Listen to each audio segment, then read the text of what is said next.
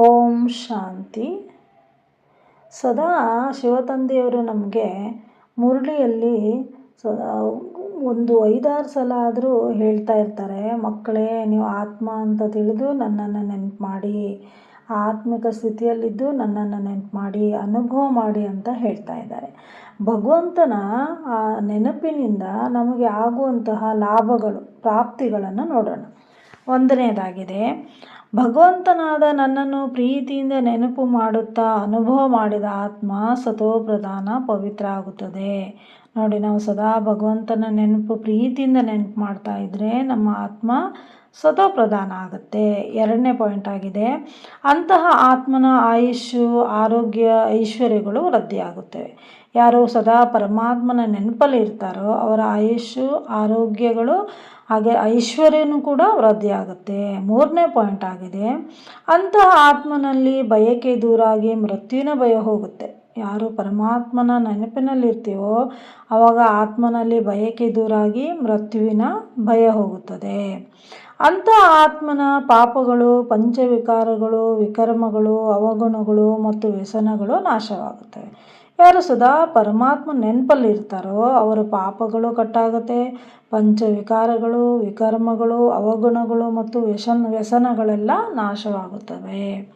5ನೇ ಪಾಯಿಂಟ್ ಆಗಿದೆ, ಅಂತಹ ಆತ್ಮನು ದೇಹಾಭಿಮಾನದ ಬಂಧನದಿಂದ ಮುಕ್ತನಾಗಿ ದುಃಖದಿಂದ ದೂರ ಆಗುತ್ತಾನೆ.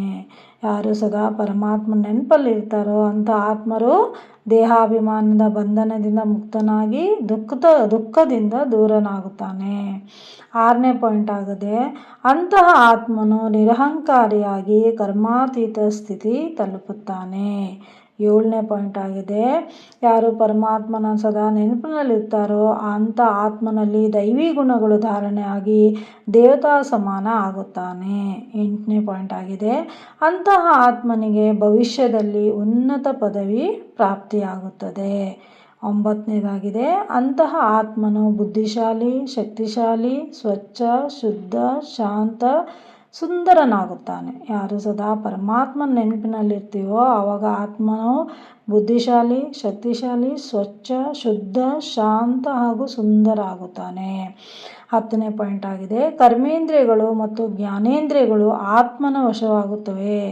ಆತನು ಎಲ್ಲರನ್ನೂ ತನ್ನವರಂತೆ ಕಾಣುತ್ತಾನೆ. 11ನೇ ಪಾಯಿಂಟ್ ಆಗಿದೆ, ಯಾರು ಸದಾ ಪರಮಾತ್ಮನ ನೆನಪಿನಲ್ಲಿರ್ತಾರೋ ಅವರಿಗೆ ಏಕಾಗ್ರತೆ ಹೆಚ್ಚಾಗುತ್ತದೆ.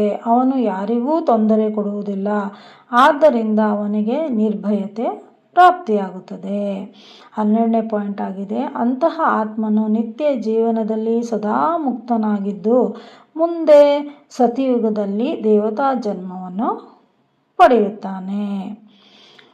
ನೀರಲ್ಲಿ ಮುಳುಗಿದರೆ ದೇಹ ಶುದ್ಧಿ ಆಗುತ್ತದೆ, ಆದರೆ ಪರಮಾತ್ಮನ ನೆನಪಿನಲ್ಲಿ ಸದಾ ಮುಳುಗಿದಾಗ ಆತ್ಮ ಶುದ್ಧಿ ಆಗುತ್ತದೆ. ಓಂ ಶಾಂತಿ.